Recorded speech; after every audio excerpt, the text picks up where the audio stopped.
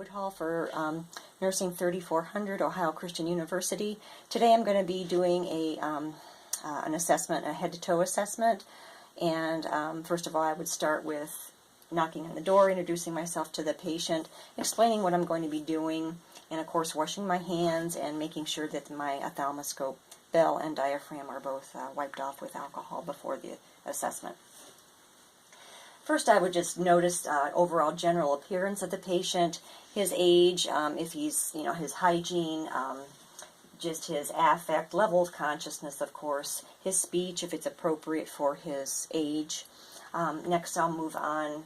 Well, first I wanted to say, too, that throughout this whole assessment, I'll be checking his skin for any bumps, any lesions, any bruising, checking moles for asymmetry, for border, for color variation, for diameter, and for any elevation. And I'll do that throughout this assessment. I may not say that, but I just want to say that in the get-go here. Next, I'm going to start with the head and face.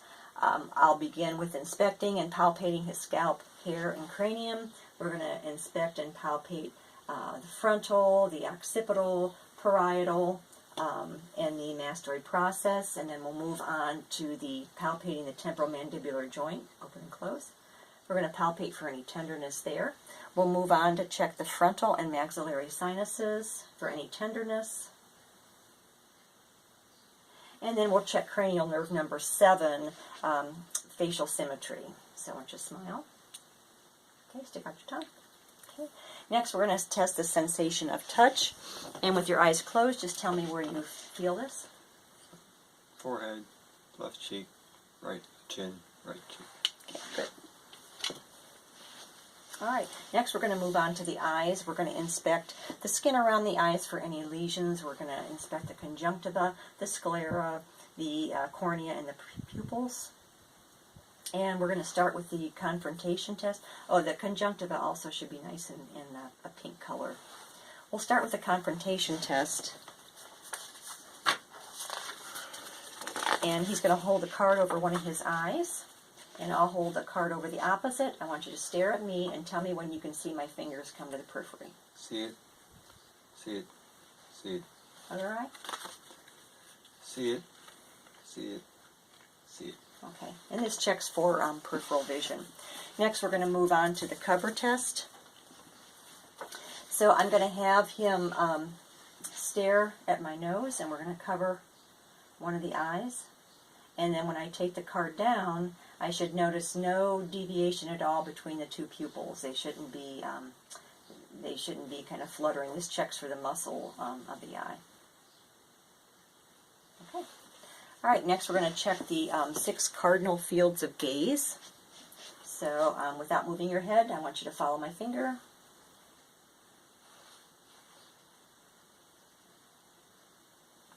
Okay, and you want to go clockwise back and forth, 3 areas to each side. Okay, next we'll check accommodation and convergence. Okay, I'm going to hold a finger on my eye. Okay. Okay, I want you to focus on an object behind me. Now look at my finger. Okay, when he looks back at my finger, his pupils should constrict and they should move slightly inward. Okay, next we're going to check the corneal light reflex. And I'm going to shine a light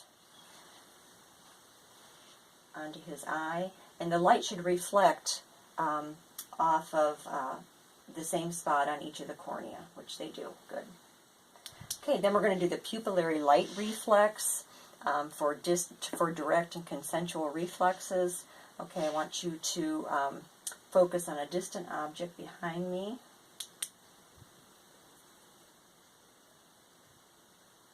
Okay, and I'm going to shine the light on one of his eyes, or on one of his pupils, and they both should constrict at the same time, which they do. Okay, next we'll move on to the ophthalmic exam.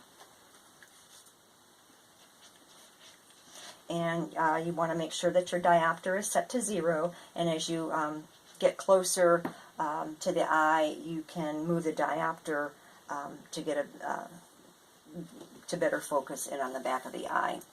Okay, so we want to check for the red reflex.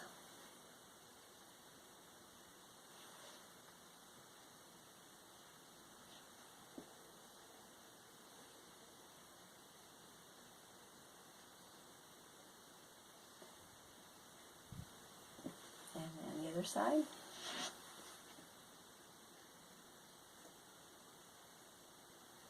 And as I visualize the back of the eye, I want to check the cup, disc, the vessels, and the retinal background. Next, we're going to inspect the ears. First of all, we'll inspect and palpate the auricle and the tragus for any tenderness. And then the mastoid also for any tenderness. We're going to do the whisper test, which is cranial nerve number 8. So Tom, tell me what number I'm saying. 8, 5, 2, 9. Cool. All right, then we'll check with the otoscope. We'll do the examination. We want to look at the ear, the canal, the tympanic membrane, and we want to make sure that the tympanic membrane is a pearly gray with a light reflex present, and the malleus should be visible.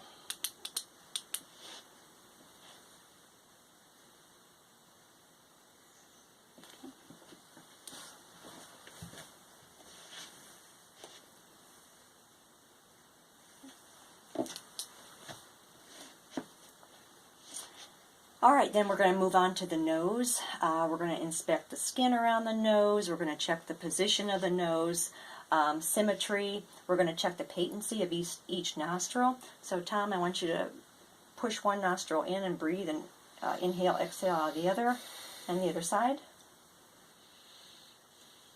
Okay, good. And then we want to inspect each nary for the mucosa, the septum, and the turbinates. Okay. All right. Next, we're going to move on to the mouth and the throat. We're going to just look at the lips, inspect them for color lesions.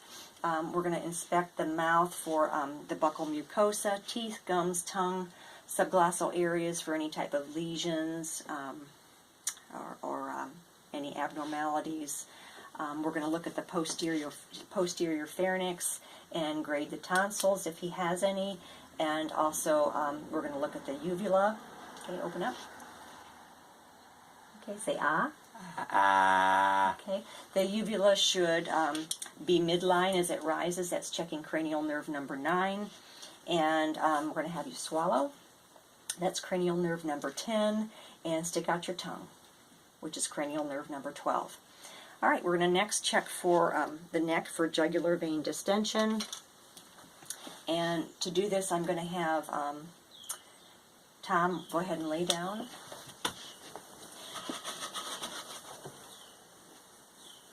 Okay, turn slightly. Okay, and what we want to do is you're going to need 2 rulers for this, and we're going to just measure the area where you see the palpation.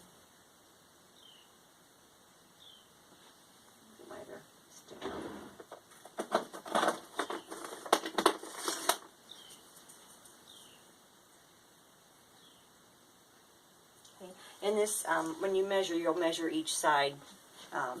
When you measure this, you want to make sure that the area. Okay, so we want to measure where the angle of Louis is to the pulsation, and it shouldn't be any more than 2 centimeters. Okay, and we would do that the other side as well. All right, I'm going to have you sit back up here.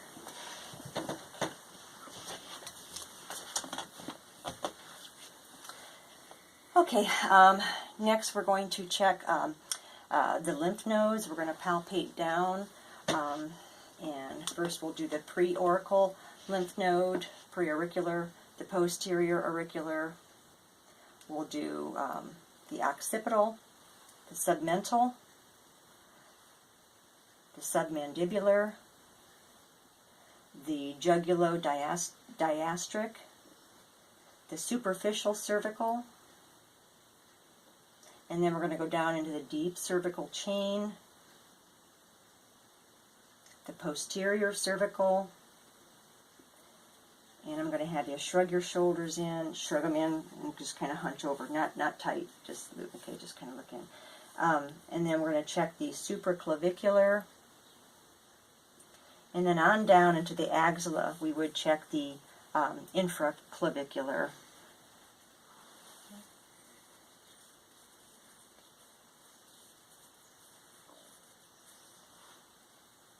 And then we would do that bilaterally. Then next we're going to palpate the thyroid, and I'm going to stand behind you to do this. So we're going to displace the thyroid.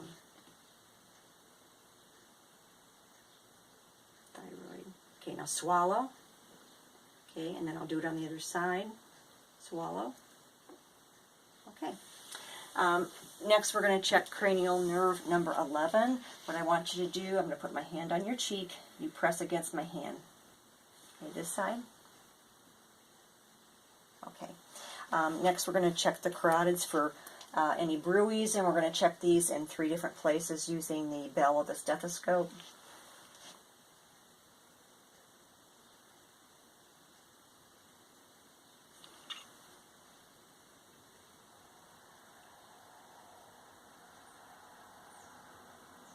Okay. Next we'll move on to the chest assessment. We're just going to overall check his respiratory status and his chest configuration. I'm not going to have him take his shirt off for this assessment. Normally I would. We'll start with the posterior chest, or posterior assessment. Okay, I'm going to turn it all the way around. Okay, we're going to check for tactile fremitus. And what I'm going to do, Tom, I'm going to have you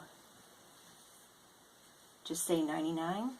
99, 99, 99, 99, 99, 99, 99. Okay. All right. And then we're going to assess for symmetric expansion. Okay, take a deep breath. Okay, and that should be symmetrical. And next we're going to percuss posterior and lateral lung fields.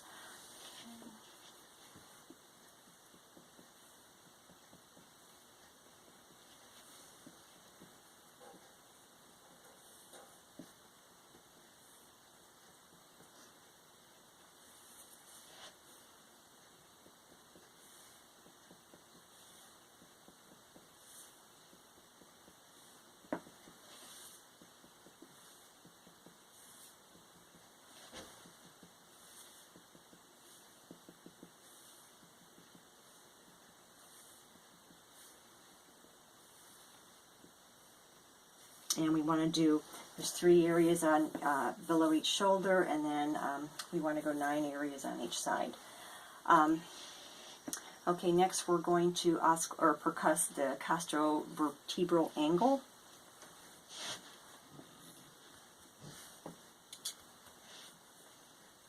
Checking the kidneys for any tenderness.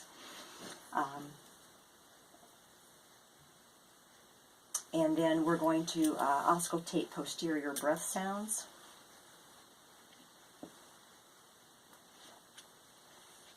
Deep breath.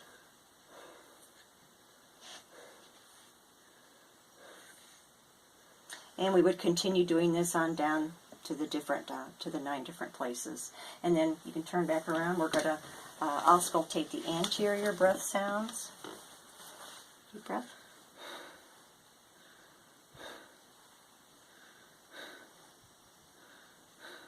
Okay. All right, next we're going to move on to the heart. We're going to be auscultating with the diaphragm of the stethoscope first. We're going to auscultate the aortic valve. Sit straight up. Aortic valve. And then we're going to move on to the pulmonic valve, down to Erb's point, tricuspid valve, and then the mitral valve.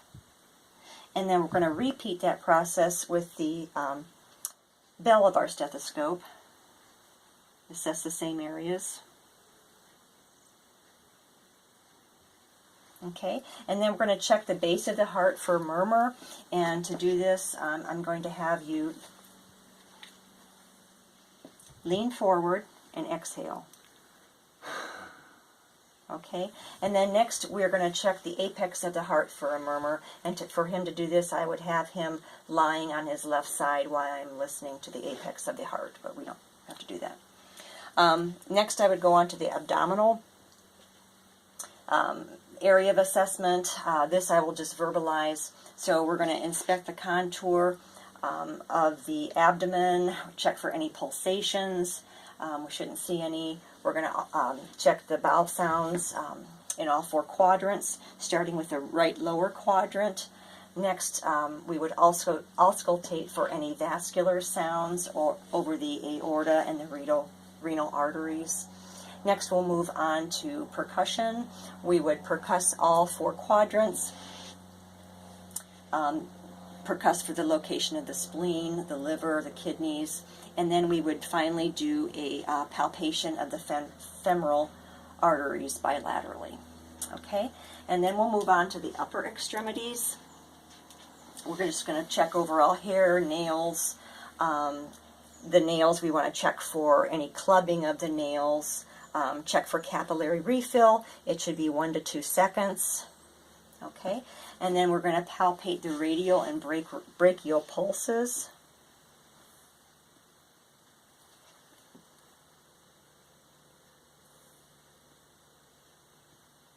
Okay, all right, and then we'll test his coordination. So I want you to close your eyes, put your hands out, touch your nose with your index finger on one hand, and then the other. Okay. All right, next we're going to move on to the lower extremities. Overall, we're going to inspect the symmetry of his knees and his ankles and his hips. We're going to palpate the skin for skin temperature, check for any edema. Then we're going to check his pulses, and we'll do the posterior tibial pulse. And then we're going to check the dorsalis, or I'm sorry, we're going to check the popliteal pulse first, which is behind the knee, and then the dorsal, and then the posterior tibial, which is right inside the ankle, and then the